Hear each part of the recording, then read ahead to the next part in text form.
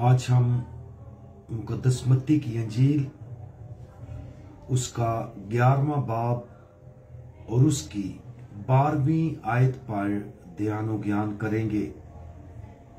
और आज हम रूह के दुश्मनों पर हमला करना इसके बारे में सुनेंगे।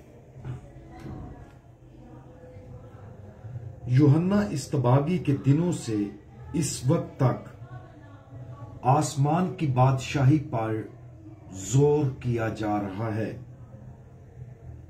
और जोरावर उसे छीन लेते हैं। क्या हम उन लोगों में से हैं जो तशद्दुद पसंद हैं और आसमान की बादशाही को जबरदस्ती ले रहे हैं? उम्मीद है कि हम ऐसे ही हैं।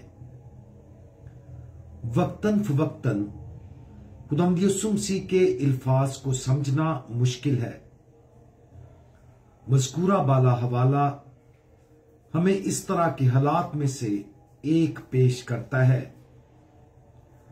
इस हवाले से मुकद्दस जोसेमरिया कहते हैं कि तशद्दुद पसंद वो मसीही हैं जो अपने आप को उस माहौल में पाते हैं जो ईमान के खिलाफ होता है, तो वो हौसला मंदी और दलेरी रखते हैं।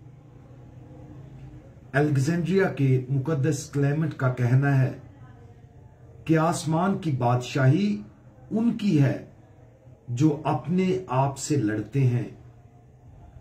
दूसरे अल्फाज में तशद्दुद पसंद जो आसमान की बादशाही ले रहे हैं वो हैं जो अपनी रूह के दुश्मनों के खिलाफ भरपूर तरीके से लड़ते हैं ताकि आसमानी बादशाही हासिल की जा सके।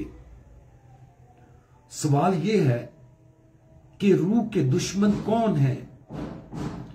रवायती तौर पर हम दुनिया, बदन और शैतान की बात करते हैं। इन तीनों दुश्मनों ने उन मसीहों की रूहों के अंदर जो खुदा की बादशाहत के अंदर रहने की कोशिश कर रहे हैं बहुत ज्यादा तशद्दुद पैदा किया है। तो हम खुदा की बादशाही के लिए कैसे लड़ते हैं?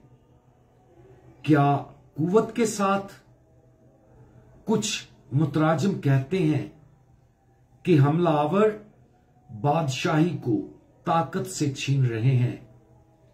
इसका मतलब है कि मसीही जिंदगी ऐसी नहीं हो सकती जो खालिस्तन गैर फ़आल हो। हम बहिश्त में जाने का रास्ता महज मुस्कुराकर हासिल नहीं कर सकते। हमारी रूहों के दुश्मन हकीकी हैं और वो जारहाना है। लिहाजा हमें इस लिहाज से भी जारहाना होना चाहिए कि हमें मसीह की हिम्मत और दलेरी के साथ बराह रास्त उन दुश्मनों का मुकाबला करना चाहिए। हम ये कैसे करते हैं? हम रोजे रखकर और नफ्स कुशी करके उन दुश्मनों का मुकाबला करते हैं। हम खुदावंद यीशु मसीह की सच्चाई और अंजील मुकद्दस की सच्चाई पर कायम रहकर जमाने की हिकमत के मुताबिक होने से इनकार करते हुए दुनिया का मुकाबला करते हैं। और हम शैतान के धोखा देने, हमें उलझाने और हर चीज में गुमराह करने के उसके बदनीयती पर मबनी मंसूबों से आगाह होकर उसका मुकाबला करते हैं, उसकी मुलामत करके और हमारी जिंदगियों में उसके अमाल को मुस्तरद करके उसका मुकाबला करते हैं। आज हमारे अंदर से हमला आवर होने वाले दुश्मनों का मुकाबला करने के लिए हिम्मत और दलेरी में बढ़ने के अपने बुलावे पर गौर करें। इस जंग में खौफ बेकार है। हमारे खुदावंद यीशु मसीह की ताकत और रहम पर भरोसा ही वाहिद हथियार है जिसकी हमें जरूरत है। उस पर भरोसा करें और उन बहुत से तरीकों से दस्तबरदार ना हो जो ये दुश्मन हमसे मसीह का सुकून छीनना चाहते हैं। हम दुआ मांगे। हमारे जलाली और फाते खुदावंद, हम आप पर भरोसा रखते हैं। अपना फजल हम पर नाजिल करें ताकि हम दुनिया, जिस्मानी आजमाइशों और खुद शैतान के खिलाफ मजबूत खड़े हों।